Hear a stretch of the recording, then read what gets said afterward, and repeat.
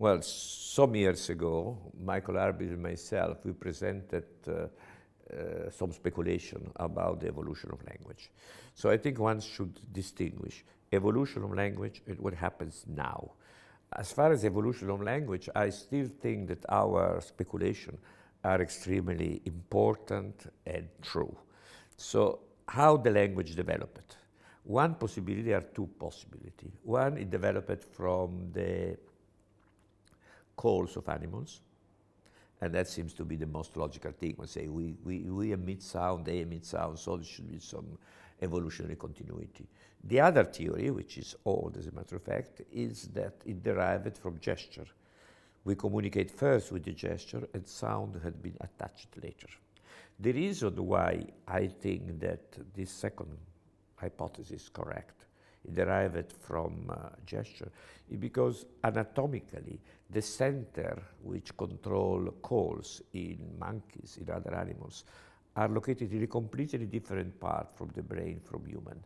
We have the circuit on the lateral surface, Wernicke and Broca's area, and they are around. In the monkey, they are in the depth of the brain, related to emotional centers. So the call of animals are related to emotion. Our system, it's unrelated to emotion. We talk often without particular emotions, just communicate, talk by telephone. So anatomically, they don't fit. Second, when we destroy, like in aphasic, the circuit, the lateral circuit, still the person is able to utter emotional cries. They say, ah, ooh, oh, exactly as the animal do. So I think the ancient part of it, it's in the depth of the brain, exactly as the other animals. But then in humans, developed this circuit on the parieto-frontal circuit, this network. And this network corresponds to the network which are endowed with mirror mechanisms. But why I think our paper, or the paper which I published with Michael, it's very important because we pointed out something which the people who speak about calls cannot explain. It's called the parity between sender and receiver of a message. When I grasp something, you understand immediately.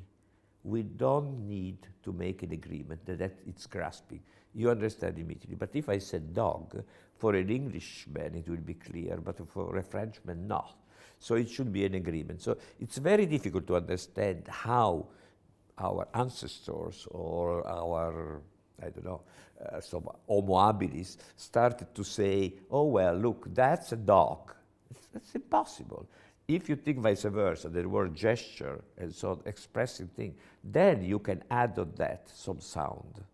The other possibility is emotions. Of course, when you are in emotional state, you emit something.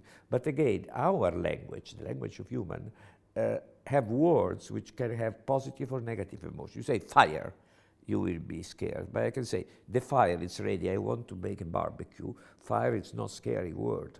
So all the people who try to see a continuity between cries of animals, between calls of animals, then it shows that it's so related to emotion that was an evolutionary pathways which stopped it. We instead were able to communicate also with hands, and then on the top of it, language developed. So we start with something which was common for all individuals. And when you have that, you can, so Michael Arbit speculated a lot of that. He wrote many articles. So my contribution was the very beginning. But I think it was a very important contribution to stress that in order to explain language, you have to explain this parity between sender and receiver, which is basic on all communication. It should be something common, otherwise you will never understand each other. And the mirror system provides this common background. That's about evolution. About what happens in people, that's much more complicated because, of course, with evolution, we have some symbolic stuff. So I don't want to enter in the issue of how, now again, there is a lot of polemics. How essential is the activation of the motor system, of the mirror system, for understanding what you are saying? And there are people like Pulver, Müller, Fadiga, who think that it's essential. Other people think that it's completely irrelevant. Maybe the truth is in between, so you can understand symbolically the things. But if you don't have the motor activation, the perception is not vivid. So it's different if you say, kick the ball, and you have also the motor representation of kick the ball, or you have just abstract thing, kick the ball without the kind of motor correlate. But on this point, I think the data are really not, I don't know yet. But about evolution, I'm pretty convinced that unless the other people will tell me exactly what's the parity between sound emitted by a primitive man, which have no language, and his companion, I don't think they are lost. They have no explanation. Otherwise, it should be a miracle. God said, that's dog, that's that, which usually is not accepted. About, as I said before, I am convinced that evolution, what we speculate, I'm right. The limits of how the mirror system is involved in learning language. For example, it should be very important for precise phonology.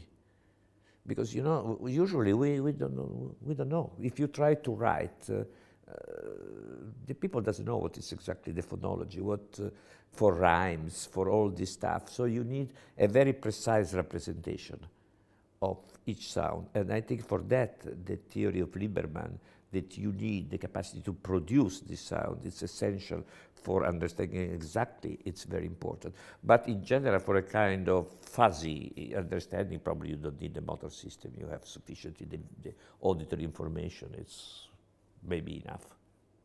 But I am a bit scared about this issue. It's many years that I don't work on that because I think it's a bit difficult to make really a good experiment which show.